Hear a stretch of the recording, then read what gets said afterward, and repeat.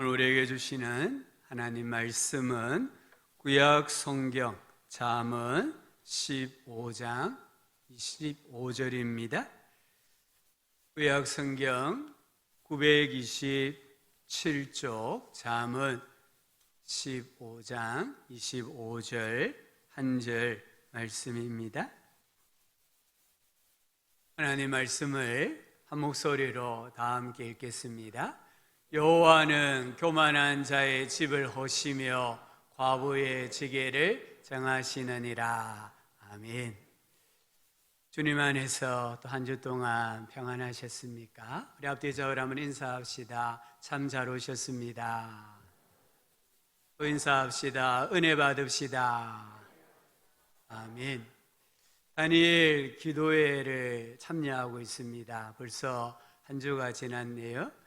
저는 이 다니엘 기도회에 참여하면서 세 가지를 생각해 봅니다.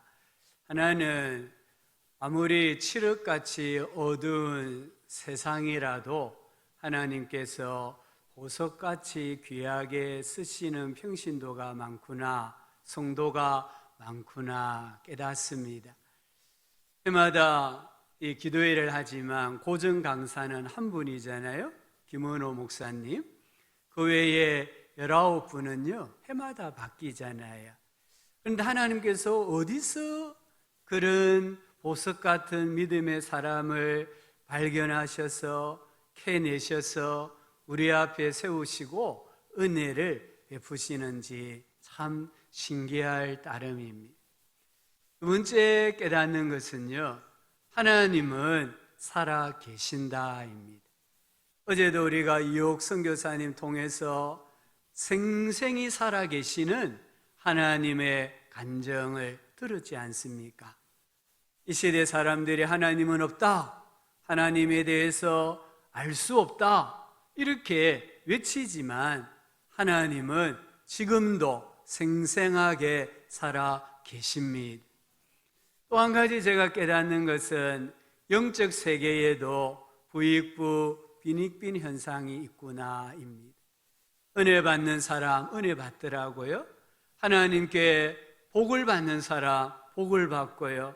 하나님의 기적을 경험하는 사람들 또 기적을 경험하더라고요. 우리 사랑하는 성도님들, 앞으로 2주가 남았습니다. 현장에 오시든 아니면 가정에서 또는 직장에서 영상으로 다니엘 기도에 참여하셔서 역정케 하시는 하나님의 은혜를 경험하고 하나님을 자랑하는 간증의 주인공들이 되실 수 있기를 주의 이름으로 축복합니다. 지난 10월 25일 아내와 함께 영도에 있는 한 한의원을 방문했습니다. 이제 아내가 진료를 받고 진료비와 약값을 계산을 해야 되는데 카드로 결제를 했어요. 그런데 카드 결제가 안 돼요. 자꾸만 오류가 떠요. 여러 번 시도했는데 계속해서 오류가 났어요.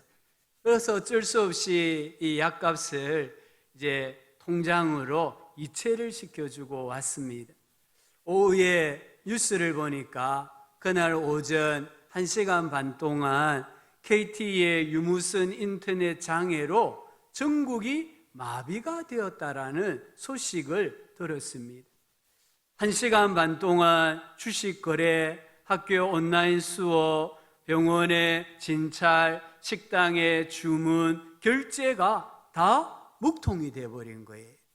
이 먹통의 원인은요, KT 부산지사에서 한 작업자가 설비를 교체하는 작업을 하면서 엑시트라는 단어를 누락했기 때문이다라고 합니다. 우리는 이 엑시트, 그냥 출구라는 말인데 이게 또 다른 의미가 있는지는 제가 잘 모르는데 어찌되었든 엑시트라는 단어 하나를 누락을 시킴으로요, 부산에서 서울로 다시 전국으로 30초 만에 마비가 되었대. 이 엑시트 단어 하나가 이 전국을 다 마비를 시키고요, 사람들을 소통을 먹통으로 만들었답니다. 저는 이 사건을 접하면서 이렇게 생각했습니다. 내 인생과 신앙생활을 마비시키는 엑시트가 무엇일까? 성경은 여호와는 그의 얼굴을 내게 비추사 은혜 베푸시기를 원한다 하셨거든요. 또 시편에서는 주를 두려워하는 자를 위하여 쌓아두신 은혜, 곧 주께 피하는 자를 위하여 인생 앞에 베푸신 은혜가 어찌 그리 큰지요 말씀하고 약속하셨어요.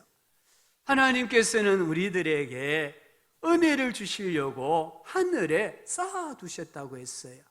근데 이 쌓아두신 은혜를 받지 못하게 하는 게 무엇일까? 하나님과 나, 이웃과 나와의 관계를 마비시키고 먹통으로 만드는 게 무엇일까?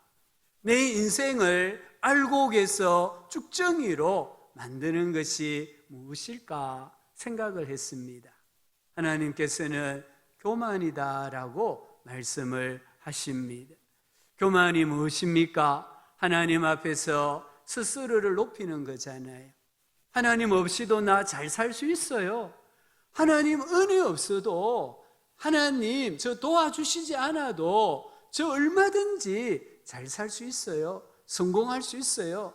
이렇게 마음을 먹고 살아가는 게 교만입니다. 그런데 하나님은 교만한 자를 미워하십니다. 교만한 자를 물리치십니다. 교만한 자를 대적하십니다.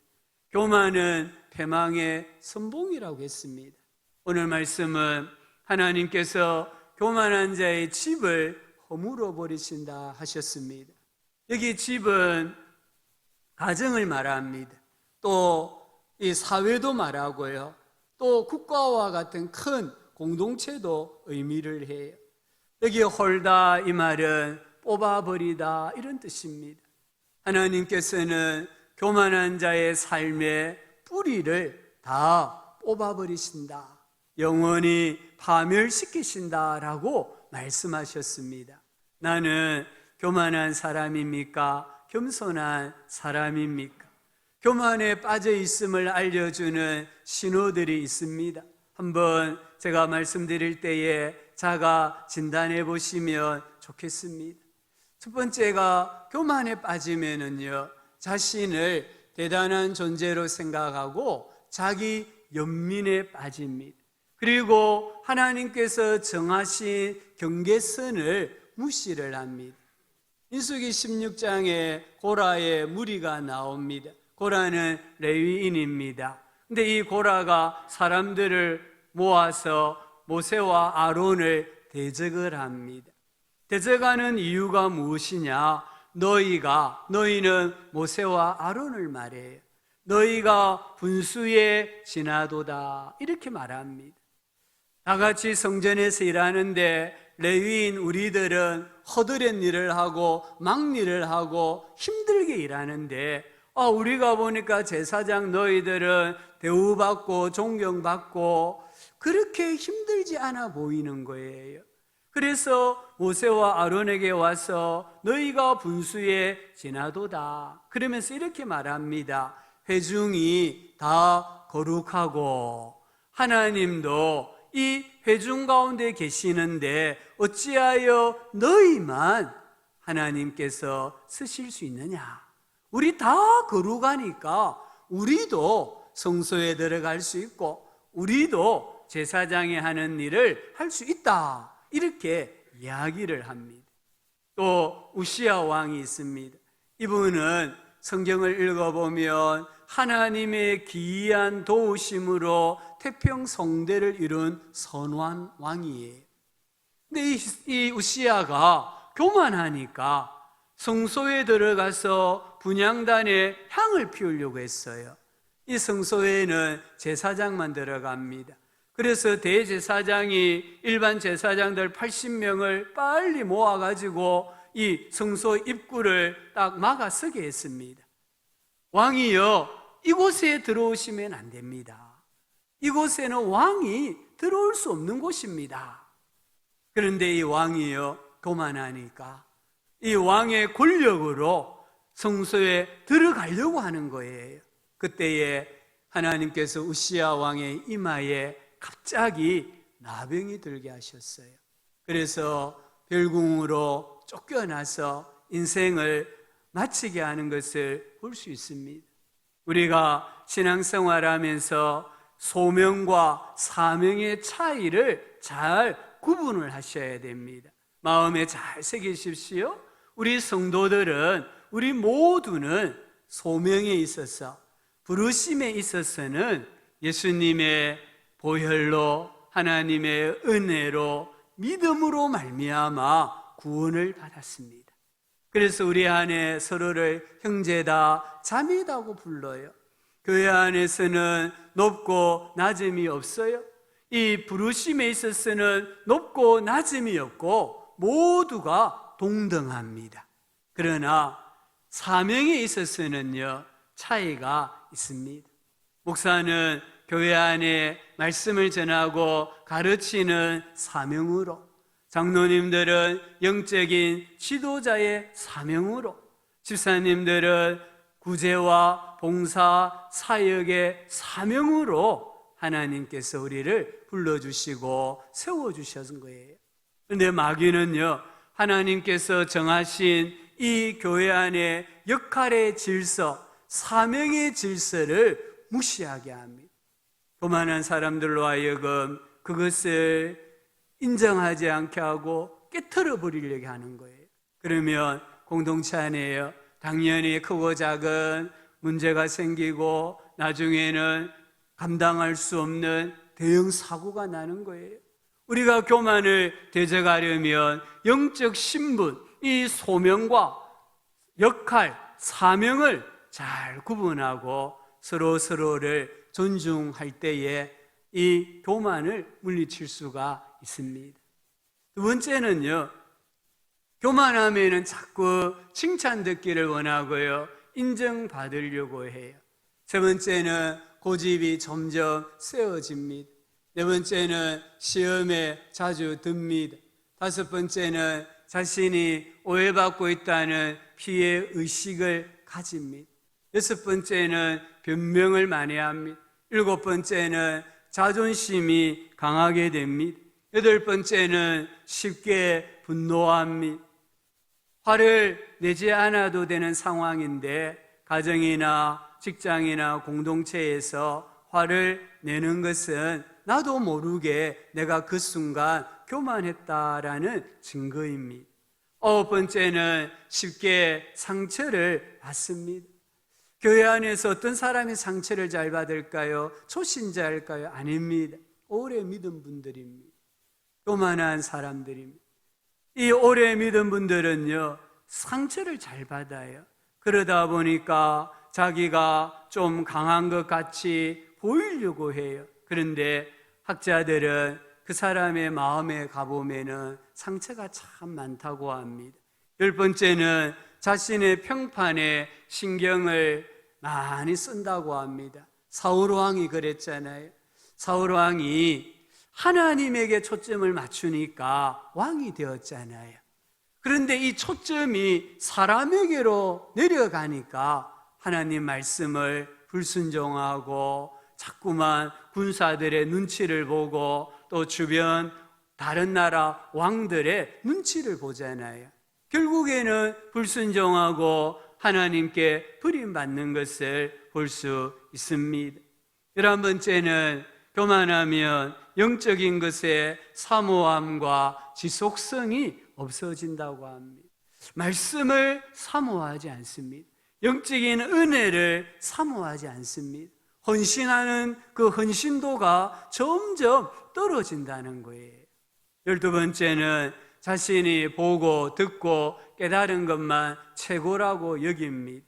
12정탐꾼 중에 10명의 정탐꾼이 가나안 땅을 정탐하고 와서 보고를 하는데 너무 솔직한 고백인 것 같아요. 그런데 거기에 뭐가 없었습니까? 믿음의 눈이 없었던 거예요.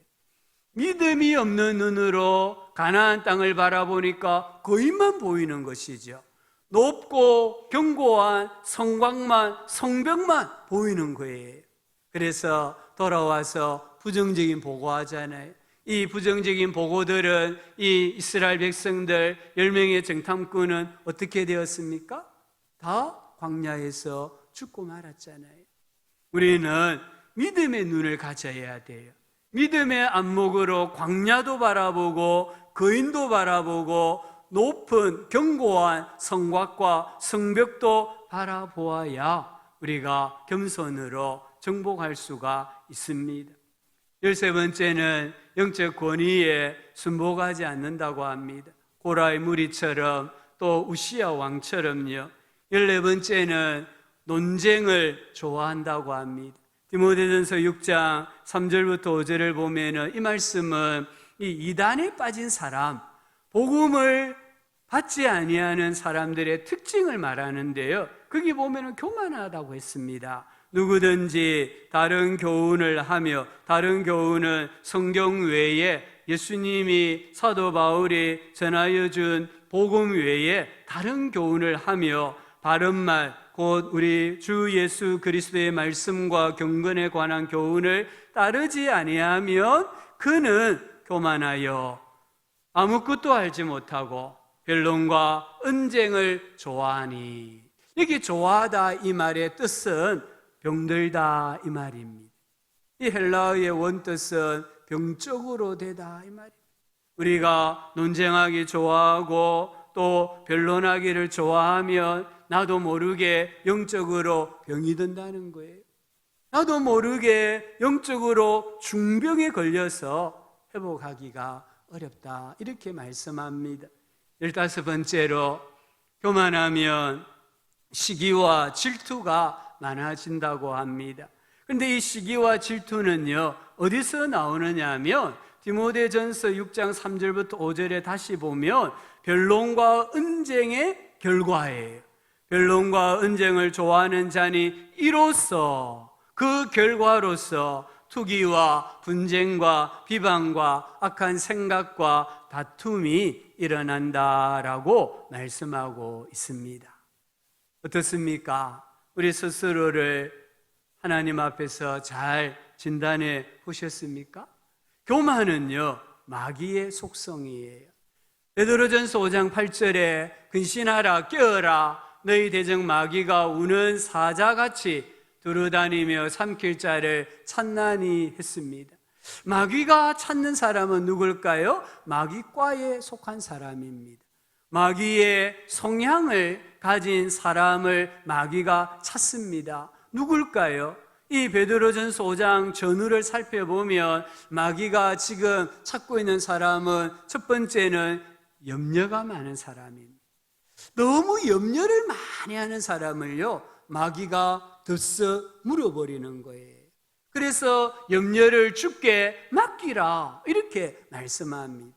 두 번째는 교만한 사람입니다. 그래서 성경에 하나님 앞에 겸손으로 허리를 동이라 때가 되면 하나님이 너희를 높이시리라 말씀하고 계십니다. 저는 간혹 이 도시 오브라는 프로그램을 봅니다. 이 낚시하는 방송이잖아요. 이때에 출연자들이 때로는 민물에 가고 어떨 때는 바다 낚시를 가요. 민물이냐 바다에 따라서 낚시 도구와 미끼가 다르더라고요. 그런데 자세히 보면은 잔챙이든 큰 물고기든 이 작은 바늘에 걸려서 이렇게 올려지더라고요. 심지어 참치 같은 큰 물고기를 잡을 때 미끼를 보니까 가짜더라고요. 이 플라스틱 고등어와 같은 물고기를 만들어서 바다에 던졌는데 이 참치가 덥석 물어서 이렇게 채에 끌려 올려오는 것을 볼 수 있었습니다. 마귀가요 우리를 잡기 위해서 던지는 낚싯바늘 덮밥이 무엇일까요? 그건 교만이라는 거예요. 이 교만의 바늘에 목사도 선교사도 장로도 집사도 오래 믿은 신자도 오늘 처음 나온 초신자도 다 걸리게 되어 있습니다. 어떤 사람이 교만의 바늘에 잘 걸릴까요? 우리가 생각할 때에 새신자일 거야? 아닙니다.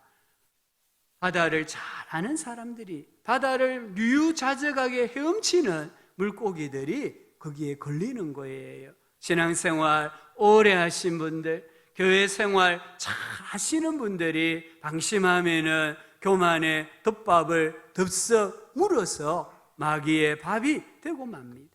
우리가 교만의 바늘에 걸리지 않으려면 혹시 내가 지금 교만의 바늘에 걸렸다면 어떻게 해야 되겠습니까? 한 단계 더 내려가야 합니다. 한 단계 더 내려간다는 말이 무슨 말입니까? 겸손입니다. 겸손이 무슨 말입니까? 겸손은요, 힘이 없는 게 아닙니다. 겸손은 아래에서 빌빌 비는 게 아닙니다. 겸손은요, 사전적인 의미가 무엇에 대하여 명확한 관점과 존경을 가지는 자세다라고 했습니다. 이 겸손은요, 변치 않는 관점을 말하는 거예요.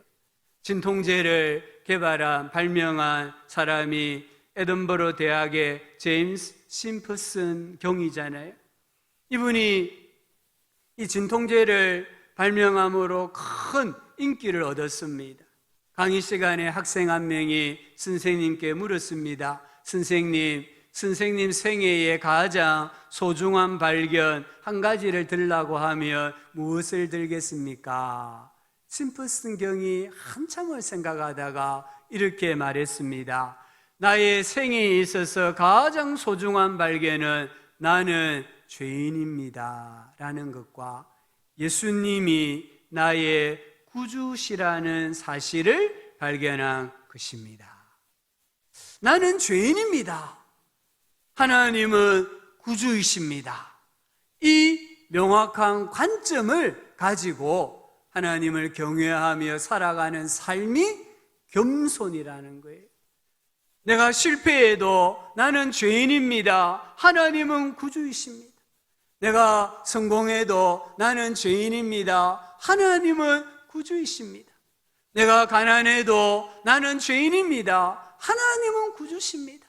내가 부요해도 나는 죄인입니다. 하나님은 구주십니다. 내가 죽을 병에 걸렸어도 나는 죄인입니다. 하나님은 구주이십니다. 내가 건강할 때에도 나는 죄인입니다. 하나님은 구주이십니다. 이 명확한 관점을 가지고 하나님 앞에 살아가는 삶이 겸손이다라고 말씀합니다. 겸손하면 하나님께서 은혜 주십니다. 사탄은요, 교만의 문을 통해 들어오지만 하나님은 겸손의 문을 통해 들어오십니다. 유다의 르호보암 왕, 이 르호보암 왕 때에 역대하 12장을 보면 애굽의 시삭이 유다를 침공을 했어요. 시삭이 유다의 견고한 성읍들을 빼앗고 예루살렘에 이르니 했습니다. 이제 예루살렘 성만 남은 거예요. 다 빼앗겼습니다. 그런데 왜 이 전쟁이 일어났느냐 하면요, 르호보암이 교만해가지고 하나님의 말씀을 어긴 거예요. 그래서 하나님 지금 불순종, 불신앙의 징벌로 전쟁이 일어나게 한 거예요. 이때에 르호보암이 하나님께 이에 이스라엘 방백들과 왕이 스스로 겸비하여 이르되 여호와는 의로우시도다. 우리가 이렇게 하나님의 징벌로 전쟁을 치르게 되었는데 그래도 하나님은 의로우시다. 이렇게 고백을 합니다. 그러자 하나님께서 그들이 스스로 겸비함을 보신지라 그들이 스스로 겸비하였으니 내가 멸하지 아니하고. 우리가 혹시 살다가 죄를 범함으로 하나님께서 우리에게 벌을 주실 때가 있어요. 징계하실 때가 있습니다. 그때에도 나는 죄인입니다. 하나님은 구주십니다. 겸손히 인정하고 나아가면 하나님이 승리를 주십니다. 유다의 아사 왕 때에 구스 사람 세라가 100만 명의 군대를 이끌고 유다를 침공했어요.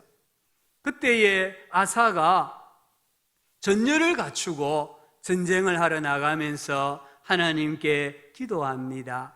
역대하 14장 11절에 여호와여 힘이 강한 자와 약한 자 사이에는 주밖에 도와줄 이가 없사오니 우리 하나님 여호와여 우리를 도우소서. 우리가 주를 의지하오며 주의 이름을 의탁하옵고 이 많은 무리를 치러 왔나이다. 지금 전쟁 상대가 안 됩니다. 나가자마자 유다는 패하게 되어 있습니다. 그런데 이 아사가 하나님께 겸손히 기도하잖아요. 강한 자와 구스 사람, 약한 자, 유다 사람 사이에 도와줄 이는 하나님밖에 없습니다. 하나님, 우리 도와주세요. 이렇게 겸손하게 기도하고 전쟁에 나갔다 이 말이에요. 그러니까 12절에 보니까 여호와께서 구스 사람들을 아사와 유다 사람들 앞에서 치시니 구스 사람들이 도망하는지라. 이건 절대 상대가 안 되는 전쟁이에요. 할 수 없는 상황이에요.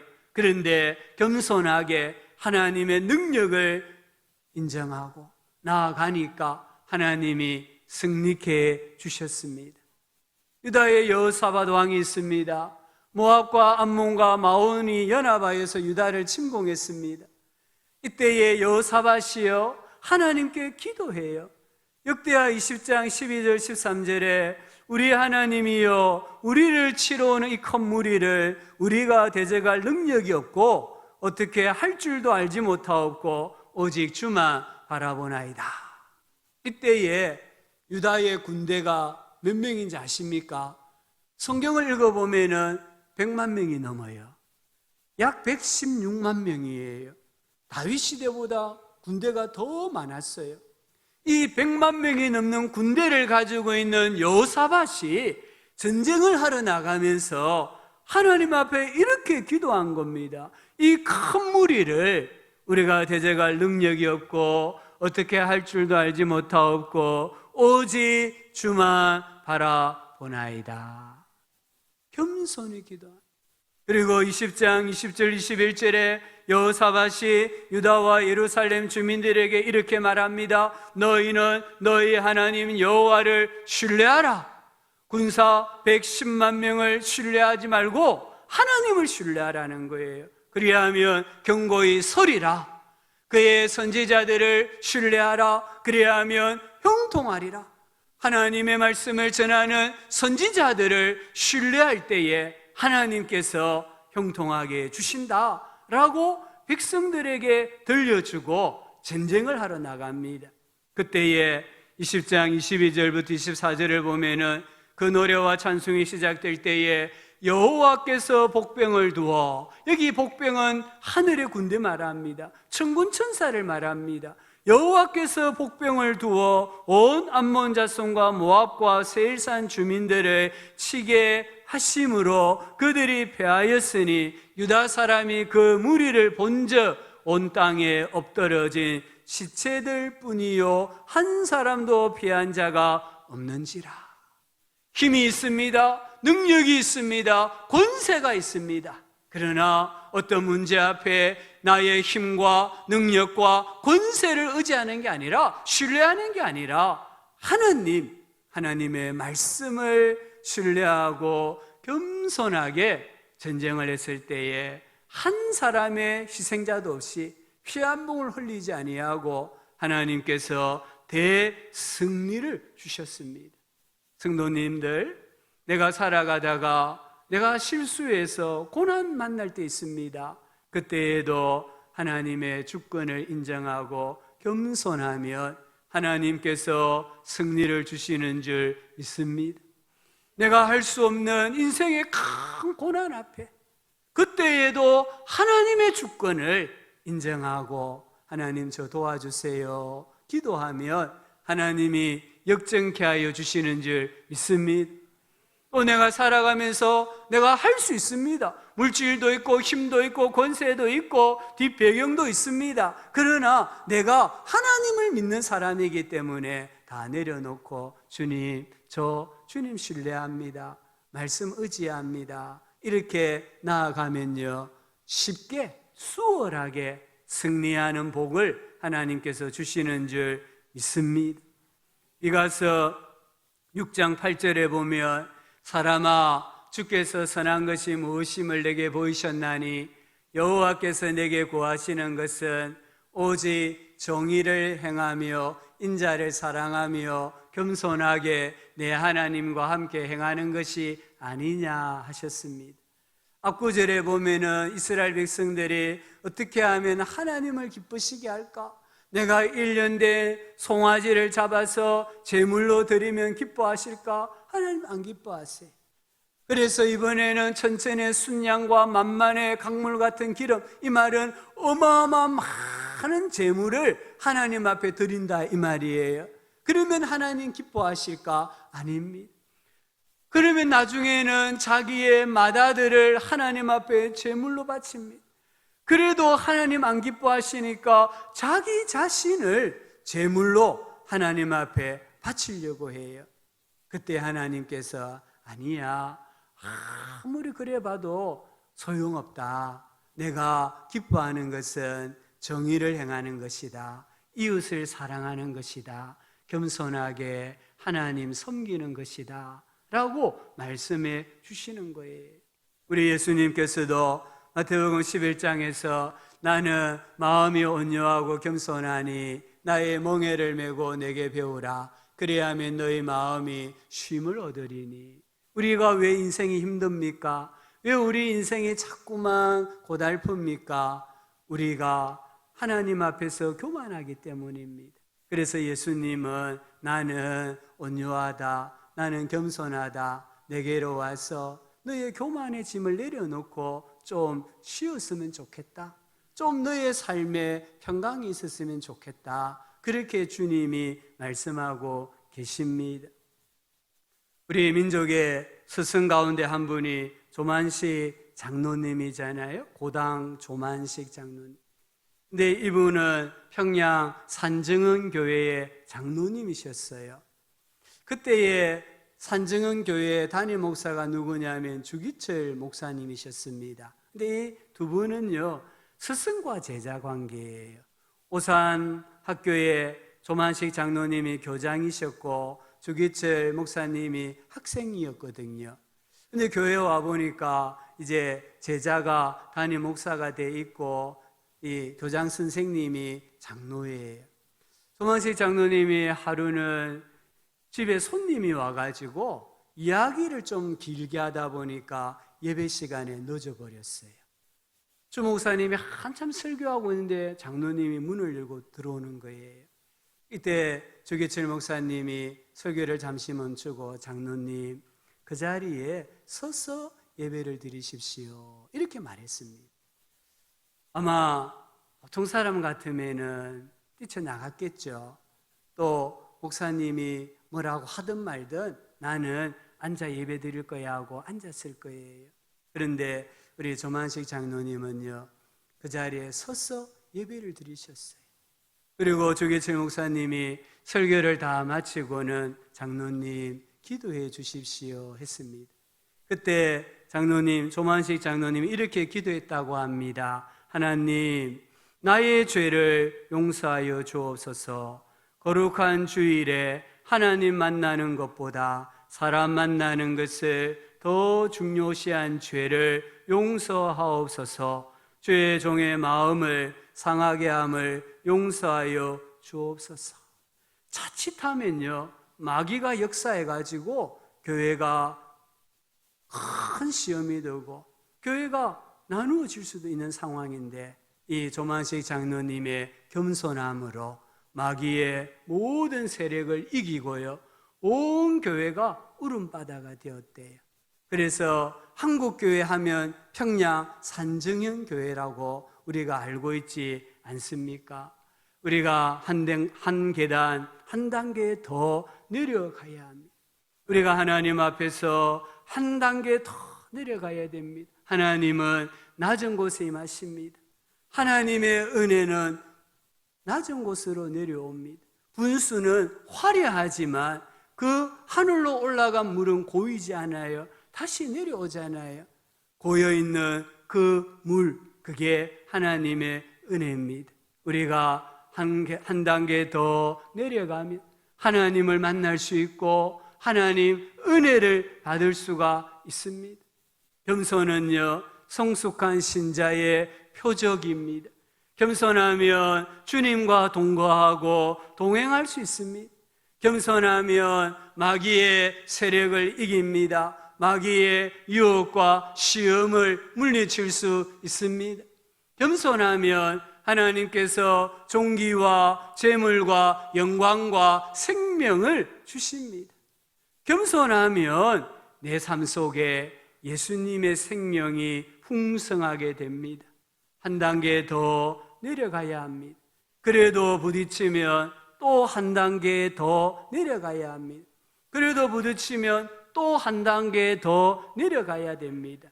그러면 가장 낮은 곳에서 기다리고 계시는 하나님 만나게 되고 하나님 은혜 받게 되고 우리 영육이 강건해지고 마비된 것이 풀어지고 먹통이 소통으로 변화되어지는 하나님의 역사가 임하게 되어 있습니다. 우리 모두가 참 교회를 향하여서 사람들이 교만하다, 거만하다라고 비난하는 이 시대에 우리가 불신자보다 더 겸손하고 우리 교회 안에 어떤 성도들보다 더 겸손하여서 하나님 은혜 가운데 복되게 살아가는 복이 있기를 주의 이름으로 축복합니다. 아버지 하나님, 한 계단 더 내려가서 낮은 곳에 거하시는 하나님 뵙게 하여 주십시오. 예수님 이름으로 기도합니다. 아멘.